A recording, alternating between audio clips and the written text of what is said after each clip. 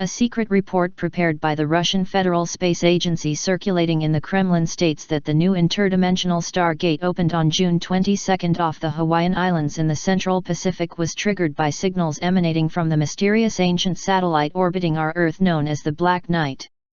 Most interesting to note about this stargate was its being filmed by a time-lapse webcam at the W.M. Keck Observatory, which has the world's largest optical and infrared telescopes and is located at an elevation of 4,145 meters, 13,600 feet, near the summit of Mauna Kea in Hawaii, that when measured from its base is the tallest mountain on our planet. Though no official U.S. explanation to this mystery has been given, Western propaganda press reports are speculating that this phenomena was caused by the launch of an American Minuteman III intercontinental ballistic missile, but which the FKA dismisses in their report by stating that no launchings of this type of missile was detected from North America. The FKA in their report further state that the location of this stargate over the waters off Maui, the second largest of the Hawaiian Islands after Mauna Kea, is greatly significant, as this area is the largest breeding ground for North Pacific humpback whales who migrate to this region from their feeding grounds in Alaska. The significance of whales to the FKA we had previously noted in our May 23 report, Attack on Japan, U.S. linked to alien whale race nearing Earth, wherein we noted, going from the chilling to the downright shocking is this report further stating, that based upon the analysis of the electronic signatures emanating from Titan, the Earth's moon, and the believed to be UFO fleet following in the wake of Comet Elenin, C/2010 X1, that is fast nearing our planet, the only, and logical interpretation that can be made is that they are, in fact, whale songs. In this new report, the FKA/RKA adds the mysterious Black Knight satellite to the growing number of outer space objects within our solar system that are now transmitting these whale songs towards our Earth for purposes that are as of now still not understood. The name Black Knight refers to one or two artificial satellites discovered in our Earth's orbit by the United States just prior to the age of space exploration, and as evidenced by the below posted 13 to 14 May 1954 news clippings from the St.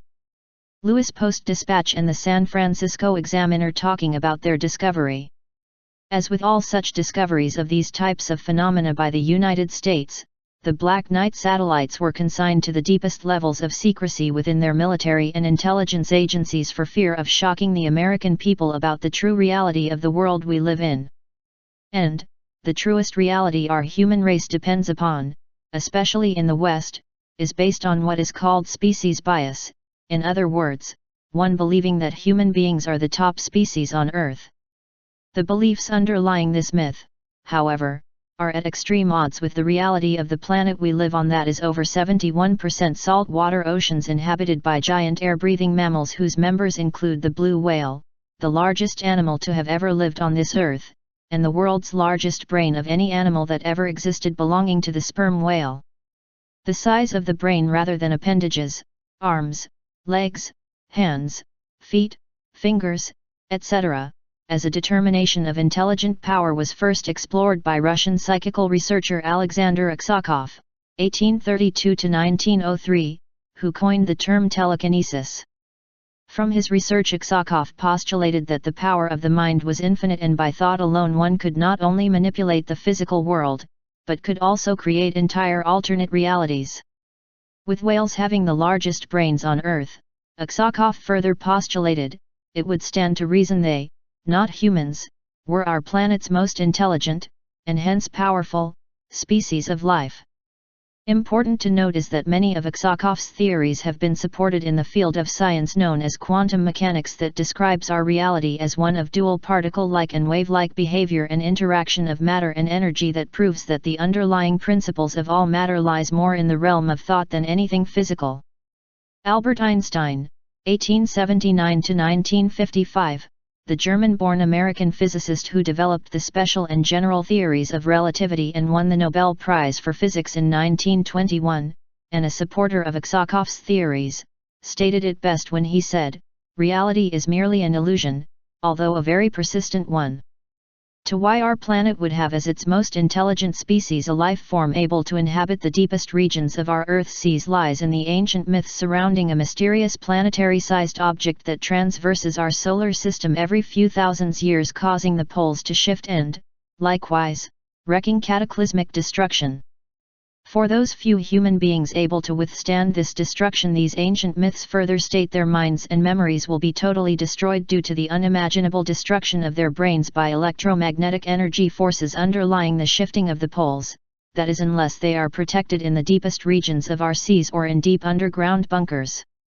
The reality of a massive shifting of our Earth's poles is now being recognized by the mainstream media, as well as numerous reports coming from the native peoples in the Arctic regions that the sun is now appearing on the horizon in places it has never been before, including the Inuit peoples of Arctic Canada, who have reported to the United Nations that the sun has, indeed, changed its position.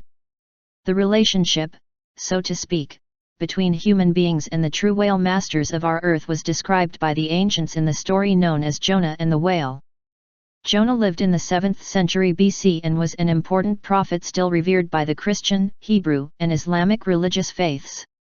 According to the ancient writings about Jonah, he was ordered by God to go to the city of Nineveh to warn them of their wickedness. Instead of going to Nineveh, however, Jonah went in the other direction as fast as he could, but while at sea the boat he was on was captured by a storm which threw the wayward prophet overboard, whereupon he was swallowed by a large fish which he spent the next 3 days and nights in the belly of. After Jonah was vomited out of the large fish, he changed his mind and did as he was ordered. Up until recently this was the accepted story of Jonah and the Whale, when a group of independent researchers in Canada known as the Chronicle Project determined that the Old Testament, which the story of Jonah was first recorded in, had been grossly mistranslated. Following 3 years of research, which have uncovered the actual system for translating ancient Hebrew, the Chronicle Project team group discovered that each letter is not a letter at all, but a full word, and what was believed to be a word, is actually a sentence-like description, which supplies the definition of the word. With this discovery, each word can now be properly defined, and the results are astounding. And in the context of the story of Jonah and the Whale, this research sheds new light on whales, because when this story is translated according to the Chronicle Project, Jonah is not swallowed by a large fish, but is instead transported to the sky home of the levitations of the deep-sea whales that circles the heavens above the earth, where he was shown all things that were and all things to come. The great Albert Einstein, perhaps, once summed up this mysterious world we inhabit by saying,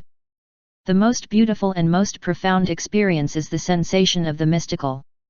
It is the sower of all true science. He to whom this emotion is a stranger, who can no longer wonder and stand wrapped in awe, is as good as dead. To know that what is impenetrable to us really exists, manifesting itself as the highest wisdom and the most radiant beauty which our dull faculties can comprehend only in their primitive forms, this knowledge, this feeling is at the center of true religiousness." Unfortunately for all of us living today, in a world gone mad, these words have been forgotten. One can only hope that they will be remembered by those that survive the abyss we are all headed for.